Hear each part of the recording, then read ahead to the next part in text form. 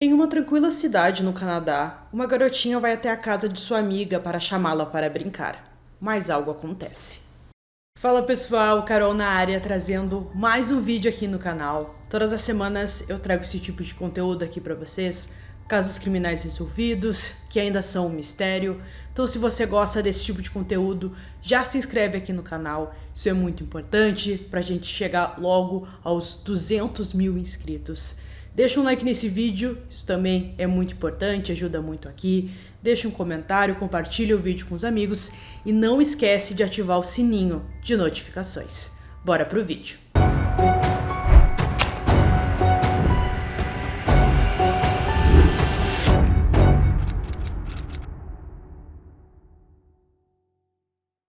Em 1994, Mindy Tran estava com 8 anos e morava na cidade tranquila e segura de Kelowna, localizada na Colômbia Britânica, no Canadá, junto de seus pais e sua irmã mais velha, chamada Mimi.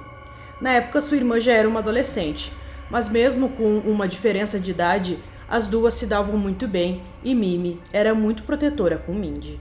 Mindy foi descrita como uma garota doce e feliz, que era tímida com estranhos, segundo aqueles que a conheciam. Ela adorava nadar, ler histórias em quadrinhos, brincar com os amigos e principalmente passear pela vizinhança em sua bicicleta rosa. No verão canadense de 1994, Mindy estava aproveitando suas férias. No dia 17 de agosto daquele ano, ainda estava muito claro lá fora, por volta das 7 horas da noite. Então, depois de terminar o jantar, Mindy decidiu subir em sua bicicleta e ir até a casa de sua amiga chamada Charmaine para convidá-la para brincar. Isso era comum, que ela já tinha feito muitas vezes e nunca teve nenhum problema. O local era considerado muito seguro e ela levaria menos de 5 minutos até a casa de sua amiga, então seus pais não viam nenhum problema nisso. Não temos certeza do que realmente aconteceu naquela noite, mas acreditamos que Mindy chegou na casa de sua amiga, deixou sua bicicleta na calçada e bateu na porta da casa de Charmaine. Sem o conhecimento de Mindy, ninguém estava em casa no momento. Segundos depois, Mindy foi sequestrada, restando apenas a sua bicicleta perto do meio-fio. Seus pais acharam que Mindy estava demorando demais, então foram atrás dela. Eles foram em direção até a casa da amiga, porque eles sabiam que esse era o local que ela tinha ido. Quando eles chegaram lá, só encontraram a bicicleta na calçada, a amiga não estava em casa, então os pais se preocuparam e imaginaram que alguma coisa tinha acontecido, porque isso com certeza não era comum. A polícia começou a trabalhar rapidamente no caso. Mais de 100 voluntários e policiais foram de porta em porta, realizando buscas domiciliares e verificando meticulosamente todas as áreas do bairro. Até helicópteros foram utilizados na busca. Infelizmente, nada foi encontrado. Mindy estava vestindo uma camiseta do Mickey, shorts de cor clara e tênis floridos na última vez em que foi vista. Algumas pessoas notaram Mindy andando de bicicleta na vizinhança. A polícia falou com 2 testemunhas que afirmaram ter visto a garota andando de bicicleta pela rua por volta das 6h45. Eles a viram colocar a bicicleta em frente ao número 350 da Taylor Road e depois caminhar em direção ao apartamento onde sua amiga morava, por volta das 6h50. Estas testemunhas entraram brevemente na casa de um amigo e, quando saíram, Mindy havia sumido. Apenas sua bicicleta estava na calçada. Essas 2 testemunhas também notaram que uma velha van branca passava pela vizinhança naquela noite, lentamente. Isso fez a polícia procurar por qualquer pessoa que dirigisse uma van branca em toda a cidade. Outra denúncia surgiu poucos dias depois, quando outra testemunha relatou ter visto uma garota que se encaixava na descrição de Mindy sendo forçada a entrar em uma caminhonete. Infelizmente, essas 2 informações eram tudo que eles tinham nesse momento, mas eles não conseguiram encontrar nenhum veículo que se encaixasse na descrição. Outras testemunhas falaram para a polícia que viram um homem não identificado andando pela área, carregando uma mala que parecia estar muito pesada. Quando os investigadores souberam disso, surgiu então a teoria de que talvez esse homem estivesse carregando Mindy dentro da mala. A polícia queria falar com todos que moravam naquele prédio, onde a amiga da Mindy morava, Talvez eles tivessem visto ou ouvido alguma coisa. Eles descobriram que o apartamento que ficava do lado foi alugado por um homem chamado Shannon Murray. A polícia fez ali um interrogatório com ele, mas não encontraram nada que o ligasse ao caso. Os investigadores fizeram um apelo ao público para ficar atento a essa caminhonete marrom, a van branca e ao homem que foi visto carregando uma mala na área. Essas eram as únicas pistas que eles tinham nesse momento. Toda a comunidade se uniu para tentar encontrar essa menina, mas infelizmente o caso foi esfriando. Os investigadores usaram todas as ferramentas disponíveis, incluindo até um hipnotizador que tentou obter mais informações de uma testemunha, e também eles conseguiram a ajuda de um médium, mas infelizmente nada de novo foi descoberto. No dia 11 de outubro de 1994, Rex Fitzgerald e outro voluntário estavam realizando uma busca por Mindy. Os dois estavam em uma área arborizada no Parque Regional Mission Creek. O parque está localizado a poucos quarteirões de onde a Mindy morava e desapareceu. Os dois sentiram um cheiro horrível em algum momento e tentaram descobrir de onde esse cheiro estava vindo. O local que eles estavam ali tinha muitas árvores, galhos, então era um local de difícil acesso. Mas eles encontraram um tênis que com certeza era de uma criança. O tênis era bem florido, colorido, e eles perceberam que aquele tênis era igual ao que a Mindy usava ali quando ela foi vista pela última vez. Então, quando eles olharam mais para frente, eles encontraram um corpo de uma criança. Uma autópsia confirmou mais tarde que os restos mortais pertenciam a Mindy, de 8 anos. A forma de sua morte foi homicídio e a causa foi listada por estrangulamento. O assassino usou o próprio short da criança para tirar sua vida, que foi encontrado enrolado em seu pescoço. Seu nariz também estava quebrado em vários lugares.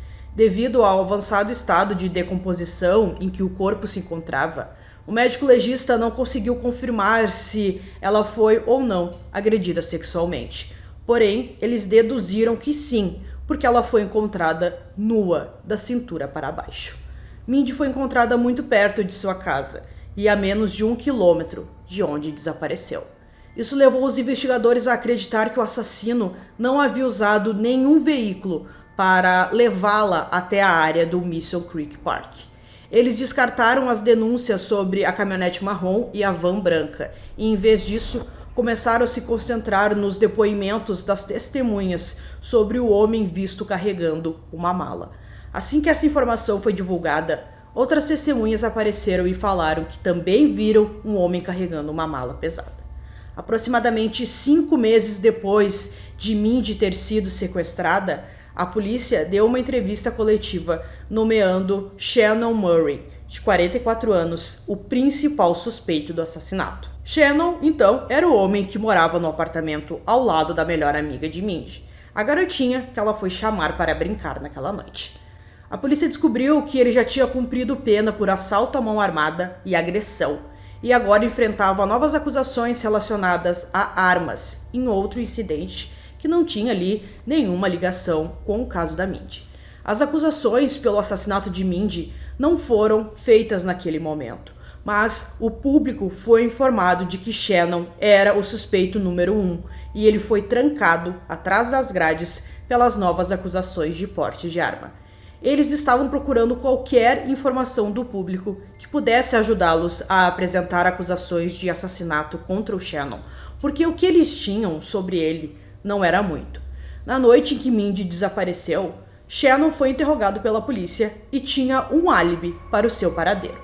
O Shannon contou que naquela noite ele tinha tirado um cochilo. Em algum momento ele levantou e decidiu procurar a sua bicicleta que tinha sido roubada há poucos dias atrás. Ele chamou 3 amigos para ajudar ali nas buscas pela bicicleta. Ele acabou não encontrando e no meio disso ele ouviu sobre a Mindy, que estava desaparecida, e ele e seus amigos participaram ali da busca para ajudar e ver se conseguiu encontrar alguma coisa. Foi isso que ele e seus amigos contaram para a polícia, mas a polícia não acreditou nisso.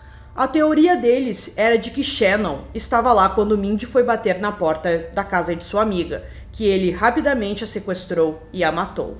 Depois, colocou o corpo dela nessa mala onde a transportou para o parque e depois abandonou. Eles acreditavam que ele era o homem que carregava a mala, aquele que várias testemunhas relataram ter visto naquela noite.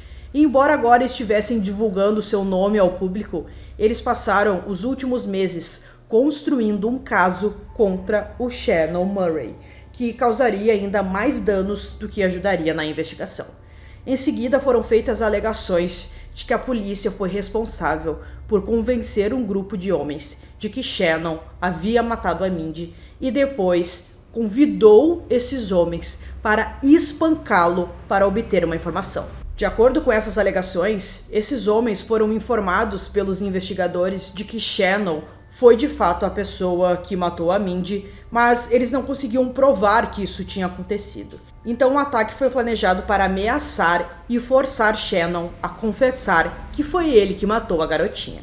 De acordo com eles, foi-lhes dito que basicamente poderiam fazer tudo o que precisassem para obter essa confissão e que eles não seriam acusados de nada.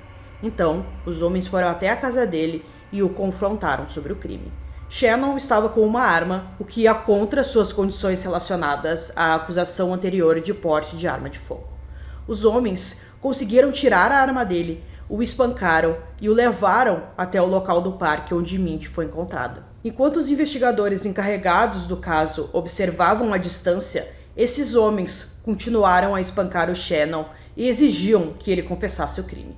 Alguém que morava perto do parque ouviu os homens gritando e ligou para a polícia. Quando os policiais que responderam a esse chamado chegaram ao local, foram recebidos pelos investigadores do caso de Mindy e supostamente foram instruídos a esperar para não interferir no espancamento que estava acontecendo no parque. Quem contou tudo isso que aconteceu foi o Shannon e os homens que o espancaram. Shannon quase foi espancado até a morte e teve que passar um longo tempo no hospital se recuperando dos ferimentos. Quando finalmente se recuperou e teve alta do hospital, foi imediatamente preso por porte de arma, por ter uma arma em sua casa durante o espancamento, o que era contra suas condições. Ele então foi mandado direto para a prisão, quando a polícia o anunciou como principal suspeito do assassinato de Mindy mais uma vez. Os investigadores estavam com pouco tempo para coletar evidências suficientes que pudessem provar que o Shannon matou a Mindy. 2 anos se passaram com ele atrás das grades, enquanto a polícia construía um caso contra ele pelo assassinato de Mindy. Então, em 13 de janeiro de 1997, na mesma semana em que ele deveria ser libertado da prisão sob acusação de porte de arma, foram feitas acusações de assassinato em primeiro grau contra ele pelo assassinato. O caso foi baseado em evidências circunstanciais e Shannon manteve a sua inocência. Quase 5 anos depois da morte de Mindy, em agosto de 1999, o julgamento finalmente começou. A promotoria alegou que Shannon matou Mindy e depois a colocou na mala para transportar seu corpo até o local. Quanto às evidências físicas, foi encontrado um fio de cabelo na roupa íntima de Mindy, mas ele não tinha a raiz presa, o que significa que não poderia ser testado quanto ao DNA daquela maneira mais típica que a gente conhece. Um teste, então, de DNA mitocondrial foi feito, e Shannon Murray correspondia ao perfil de DNA, com probabilidade de essa amostra corresponder a uma em 128 pessoas. Este DNA basicamente o considerou suspeito, mas não o identificou como assassino. Infelizmente, outras possíveis evidências de DNA foram perdidas. Algo muito grave que aconteceu nesse caso e que deixou o caso ainda mais complicado do que ele já era, é que as roupas da Mindy, que estavam com a polícia para análises, depois de um tempo seriam entregues à família. Mas um policial achou que não seria bom entregar as roupas da criança suja para a família. Então ele lavou essas roupas e todas as evidências ali que poderiam ser importantes no futuro foram simplesmente levadas com a água, então não tinha mais o que fazer, não tinha outra forma de conseguir o DNA do assassino. Durante o julgamento, um homem que estava preso confessou o crime. Seu nome era James Holmes. Ele disse ao seu companheiro de cela que depois de matar Mindy, ele escondeu o corpo dela em um prédio abandonado e o largou no parque quando a busca terminou. Ele alegou ter plantado a bicicleta da Mindy na frente da casa do Shannon. Tudo isso foi de acordo com um informante da prisão, e quando James foi questionado sobre a sua suposta convicção, ele simplesmente negou. Ele também passou no teste do polígrafo e seu DNA não correspondia ao folículo capilar, então o caso contra Shannon continuou. Mais de 80 testemunhas foram chamadas para depor durante o período de 7 meses em que o julgamento ocorreu. No final, Shannon Murray foi absolvido por falta de provas. Depois que o julgamento terminou e ele foi libertado da prisão, uma das juradas, uma mulher chamada Kate MacDonald, interessou-se particularmente por Shannon e decidiu ligar para ele para dar os parabéns. Kate se ofereceu para ajudar Shannon a escrever um livro sobre o que ele passou durante o julgamento. Houve uma investigação criminal lançada sobre as ações da jurada. Mais tarde, eles confessaram que tiveram um caso. Depois de ser absolvido, Shannon foi citado como uma pessoa de interesse no duplo homicídio de um casal que desapareceu em sua casa em Newfoundland em 1993, cerca de um ano antes do desaparecimento da Mindy. Um homem chamado Joel Oliver alegou que atraiu o casal para uma área arborizada onde Shannon atirou neles. O Shannon, então, negou o seu envolvimento no assassinato e até hoje ele não foi acusado desse crime. Até hoje, a polícia acredita que Shannon é o assassino de Mindy e o caso ainda está aberto. Então, pessoal, concluindo esse caso aqui para vocês, um caso muito difícil em que a polícia não tem praticamente nada contra ele, mas tem a questão do fio de cabelo e tal, e infelizmente acho que o que mais pesa nesse caso é que a roupa da criança foi lavada, então qualquer DNA que tivesse ali acabou, se perdendo no meio da água. Então, realmente é um caso muito difícil de ser resolvido. A gente espera que alguma coisa aconteça, que alguém confesse, enfim, é um caso complicado mesmo. E eu pergunto para vocês se vocês acreditam que o Shannon realmente é o assassino ou vocês acreditam que ele não tem nada a ver e que outra pessoa está envolvida nisso. Então eu espero que vocês tenham gostado desse vídeo. Esse foi mais um vídeo aqui no canal. Durmam bem e até o próximo.